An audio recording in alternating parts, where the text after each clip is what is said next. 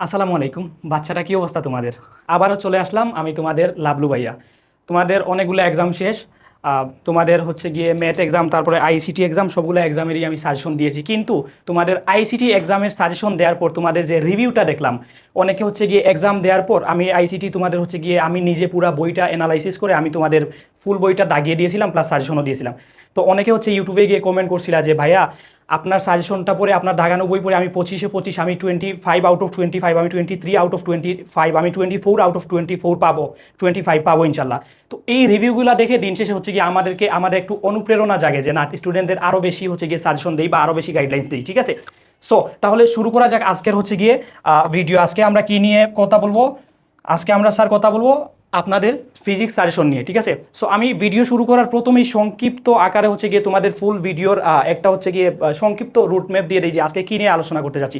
আজকের ভিডিওর প্রথম পোর্শনে আমরা আলোচনা করবো সবচেয়ে মোস্ট ইম্পর্টেন্ট যে থিংসটা, এটা হচ্ছে টাইম ম্যানেজমেন্ট। যে আমরা এক্সাম হলে আমাদের টাইমটা কীভাবে ম্যানেজ করবো। আসলে দিন শেষে এই মুহূর্তে আমরা কিন্তু আমাদের সবার সিলেবাস কমপ্লিট, আমরা কিন্তু সবাই এক্সামে ভালোভাবে প্রিপেয়ার, যেহেতু এক্সামের আর একদিন আছে। কিন্তু এন্ড অফ দ্য ডে আমাদের কি হয়, আমরা ঠিকমতো আমাদের টাইমটা ম্যানেজ করতে পারি না, ঠিকমতো আমাদের হচ্ছে স্কিলটা কাজে লাগাইতে পারি না, দ্যাটস ওয়াই আমাদের অনেকের পরীক্ষা খারাপ হয়। সো আজকের ভিডিওর প্রথম পার্টে আমি আলোচনা করবো তোমরা কিভাবে টাইমটা ম্যানেজ করবা, টাইম ম্যানেজমেন্ট কিভাবে সেট করবা এক্সাম হলে। দ্বিতীয় পার্টে আলোচনা করবো যে কোন কোন চ্যাপ্টার থেকে আসলে পার্টিকুলারলি কোন কোন চ্যাপ্টার থেকে তোমাদের সিকিউ আসবেই মাস্ট, এবং কোন কোন চ্যাপ্টার থেকে কী টাইপের সিকিউ আসতে পারে, বইয়ের কোন কোন টপিক বা পার্টিকুলার কিছু টপিক আছে ওইটা হচ্ছে মোস্ট ইম্পর্টেন্ট, ওইটা থেকেই হচ্ছে গিয়ে তোমাদের সিকিউ আসবে, এইটা আলোচনা করবো। সো এই হচ্ছে গিয়ে আজকের একটা সংক্ষিপ্ত রুটম্যাপ দিয়ে দিলাম। চলো ভিডিওটা শুরু করি, কিন্তু তার আগে একটা প্রশ্ন। আজকে তোমরা এক্সট্রা কোনো কিছু কমেন্ট করা লাগবে না, আজকে জাস্ট তোমরা এটা কমেন্ট করবা, আমার স্টুডেন্ট যারা যারা আমার ভিডিও দেখতেছো, তোমরা কোন প্রতিষ্ঠান থেকে এসএসসি দিচ্ছ। জাস্ট তোমার প্রতিষ্ঠানের নাম, তুমি কোন কোন মানে কোন বিভাগ থেকে বা কোন ডিস্ট্রিক্ট থেকে, কোন প্রতিষ্ঠান থেকে তুমি এসএসসি দিচ্ছ, ওইটা হচ্ছে গিয়ে আমার কমেন্ট বক্সে জানাও। তাহলে হচ্ছে গিয়ে আমি কনফার্ম হয়ে যাবো যে না, তো কোন কোন জায়গা থেকে বা আমার স্টুডেন্ট কোন কোন প্রতিষ্ঠানের আছে। আর তোমরা অনেকে হচ্ছে গিয়ে আবদার করছো যে তোমাদের কেমিস্ট্রি, তারপর হচ্ছে গিয়ে বাংলা সেকেন্ড পেপার, বিশেষ করে মানে প্রত্যেকটা হচ্ছে গিয়ে সাবজেক্টের আলাদা আলাদা করে সাজেশন দিতে। ইনশাল্লাহ I will try to my level best তোমাদের যাতে সাজেশন দেওয়া যায়। এবং to be very frankly, suggestion দেওয়া আসলে মুখের ব্যাপার না যে আমি একটা ভিডিও ওপেন করলাম আর তোমাদেরকে সাজেশন দিয়ে দিলাম। সাজেশন দিতে হলে আগে নিজে ভালোভাবে অ্যানালাইসিস করা লাগে, তারপর সাজেশন বানানো লাগে, তারপর তোমাদের সামনে আসা লাগে। আসলে আমার যদি যা ইচ্ছা তা তোমাদের দিয়ে দেই, দিন শেষে আমার কথা মতো তোমরা পরিশ্রম করে সেই পরিশ্রমের যদি হচ্ছে ফল না বুক করো, তাহলে এইটার দায়বদ্ধতা তো আমি নিতে পারবো না। সো ইনশাল্লাহ I will try to my level best তোমাদের সাজেশন দেওয়ার। চলো সময় নষ্ট না করে আমরা শুরু করি। আচ্ছা, প্রথম পার্টে হচ্ছে গিয়ে টাইম ম্যানেজমেন্ট পার্ট। তোমাদের হচ্ছে গিয়ে টোটাল সময় হচ্ছে গিয়ে 25টা এমসিকিউ। প্রথমে হচ্ছে গিয়ে তোমাদের 25টা এমসিকিউর জন্য তো টোটাল টাইম পাচ্ছ তোমরা 25 মিনিট। তো 25টা এমসিকিউ 25 মিনিটে অনেকে হচ্ছে গিয়ে একদম ইজিলি তোমরা সলভ করতে পারবা। 25টা এমসিকিউ 25 মিনিটে। এমসিকিউ পার্ট নিয়ে আমার আসলে কোনো ইয়ে নাই। দ্বিতীয় পার্টটা হচ্ছে সিকিউ পার্ট, এবং এটা হচ্ছে মোস্ট ইম্পর্টেন্ট পার্ট। এই পার্টে হচ্ছে গিয়ে তোমরা ভালোভাবে পারফর্ম করতে পারলে তোমাদের এক্সামের পেপার ভালো হয়। সিকিউ পার্টে হচ্ছে গিয়ে তোমার টোটাল থাকবে কতটা সিকিউ, টোটাল হচ্ছে গিয়ে 8টা সিকিউ আছে। এই 8টা সিকিউ এর মধ্যে তোমাকে আনসার করতে হবে 5টা সিকিউ এর। 8টা সিকিউ এর মধ্যে 5টা সিকিউ এর আনসার করতে হবে তুমি। 8টা সিকিউ এর জন্য টাইম পাচ্ছ তুমি টোটাল কত? টাইম পাচ্ছ 2 ঘন্টা 30 মিনিট।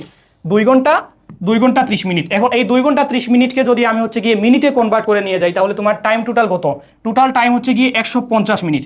কিন্তু এই 150 মিনিট তুমি কোনোভাবেই মানে লেখার জন্য বরাদ্দ করবে না। আমাদের অনেকের হচ্ছে গিয়ে অনেকে ক খ বা কোনো একটা ম্যাথমেটিক্যাল টার্মে হচ্ছে গিয়ে আমরা কনফিউশনের কারণে ওইটা লিখতে পারি না, ওইটা হচ্ছে একদম শেষ এক্সামের শেষে লেখার জন্য হচ্ছে গিয়ে ইয়ে করি, রেখে দিই। তো আমি সাজেস্ট করবো যদি তোমার ওই রকম কোনো প্রবলেম ফেস করো, তাহলে 20 মিনিট রাখবা তোমার রিভিশনের জন্য। আর যদি ওই রকম কোনো প্রবলেম ফেস না করো, তাহলে 10 মিনিট তোমার রিভিশনের জন্য রাখবা। তাহলে টোটাল তোমার এই জায়গায় সময় বাঁচলো হচ্ছে গিয়ে 140 মিনিট। 10 মিনিট ইয়ে করলে তো 140 মিনিট পাচ্ছ তুমি কয়টা?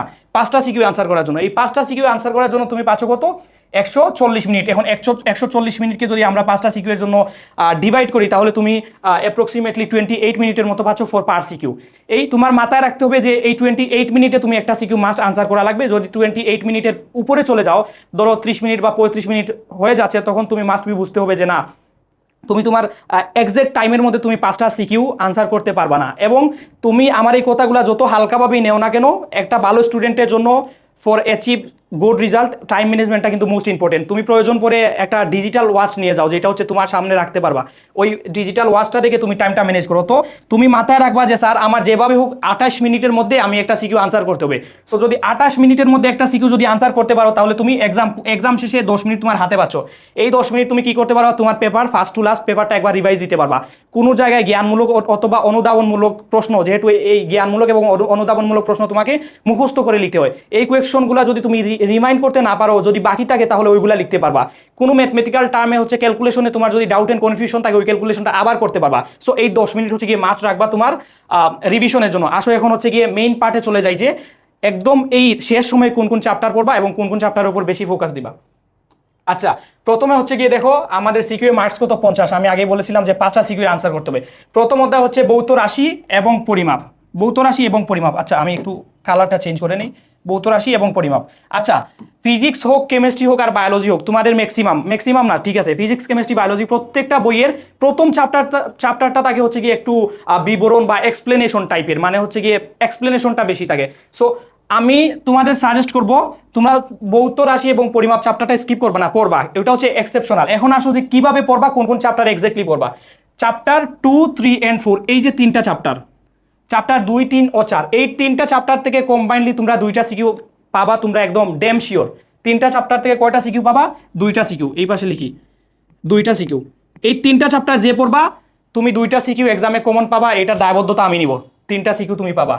তারপরে হচ্ছে গিয়ে চ্যাপ্টার 7, ওই যে তরঙ্গ শব্দ, এই তরঙ্গ শব্দ যে চ্যাপ্টারটা, এই চ্যাপ্টারটা থেকে সবসময় ইন্ডিপেন্ডেন্টলি একটা কোয়েশন থাকে ম্যাক্সিমাম টাইম, ঠিক আছে, একটা।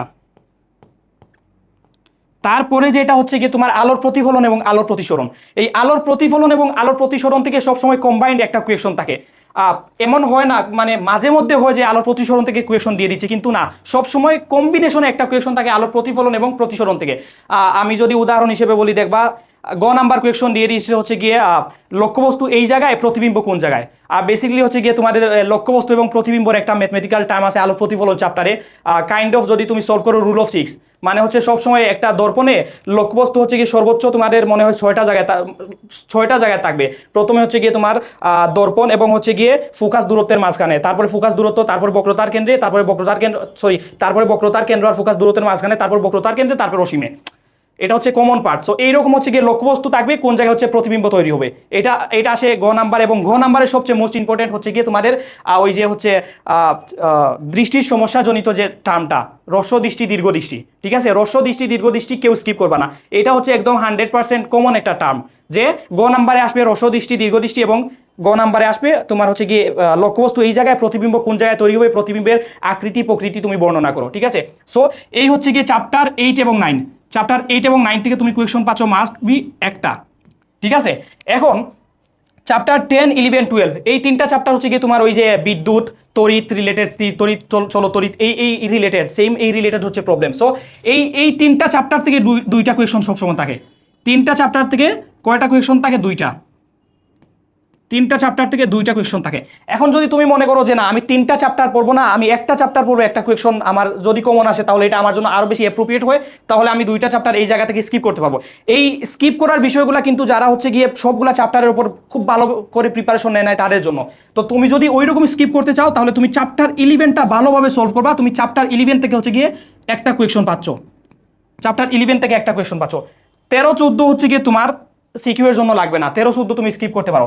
তাহলে তুমি যদি 5টা সিকিউ একদম প্রপারলি আনসার করতে চাও, তোমার কয়টা চ্যাপ্টার পড়া লাগতেছে? চ্যাপ্টার 2, 3, 4 3টা, চ্যাপ্টার 7 4টা, চ্যাপ্টার 8, 9 6টা, এবং চ্যাপ্টার হচ্ছে গিয়ে 11 7টা।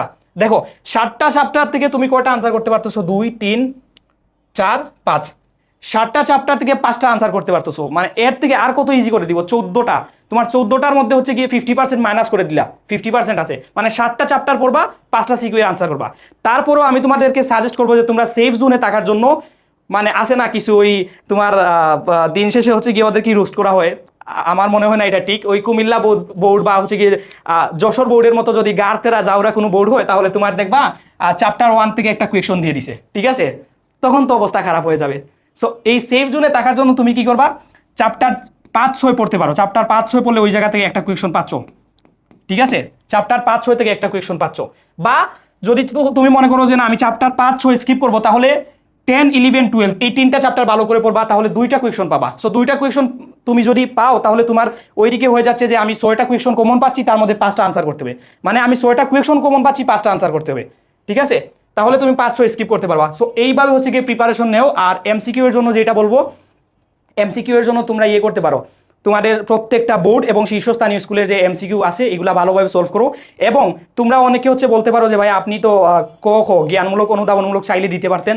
আসলে ওইটা হচ্ছে গিয়ে তোমাদের রেদওয়ান স্যার অলরেডি বানাই ফেলছে। আমি আমার ডেসক্রিপশন বক্সে ওই ভিডিওরও লিঙ্ক দিয়ে দিব, যেখানে তোমাদের রেদওয়ান স্যার একদম অ্যাপ্রোপ্রিয়েটলি ভালো করে রিসার্চ করে জ্ঞানমূলক এবং অনুধাবনমূলক কোন জায়গা থেকে পড়তে হবে, কোন কোন পার্টিকুলার কোয়েশন পড়তে হবে, ওইটা হচ্ছে গিয়ে ভিডিওতে ভালো করে দিয়ে দিছে। ওইটার লিঙ্ক আমি দিয়ে দিব। আর কোন কোন সাবজেক্টে তোমরা একদম অ্যাপ্রোপ্রিয়েট সাজেশন চাও তোমরা আমারে কমেন্ট করে জানাও। আর অবশ্যই হচ্ছে গিয়ে এই চ্যাপ্টারগুলো থেকে তোমাদের কমন আসলে, এই চ্যাপ্টারগুলো থেকে তোমাদের প্রশ্ন আসলে সেইটাও এক্সাম দিয়ে আইসা তোমরা কমেন্ট করে জানাবা যে কার এক্সাম কেমন হয়েছে, আর কোন কোন চ্যাপ্টারে তোমরা আর কোন কোন বিষয়ের উপর তোমরা সাজেশন ভিডিও চাও এটাও জানাবা। একটা বিষয় মনে রাখবা, এসএসসি পরীক্ষা কিন্তু একবারই দিচ্ছ, মানে আগামী যে হচ্ছে গিয়ে পদার্থবিজ্ঞান পরীক্ষাটা দিবা একবারই তুমি পদার্থবিজ্ঞান পরীক্ষা দিবা, পরে আর এই পরীক্ষা দেওয়ার সময় পাবা না। So don't waste your time. আর মনোযোগ দিয়ে সবাই পরীক্ষা দাও, ভালো একটা রেজাল্ট অর্জন করো, বাবা মায়ের স্বপ্ন পূরণ করো। বেস্ট অফ লাক, আল্লাহ ভরসা। আসসালামু আলাইকুম।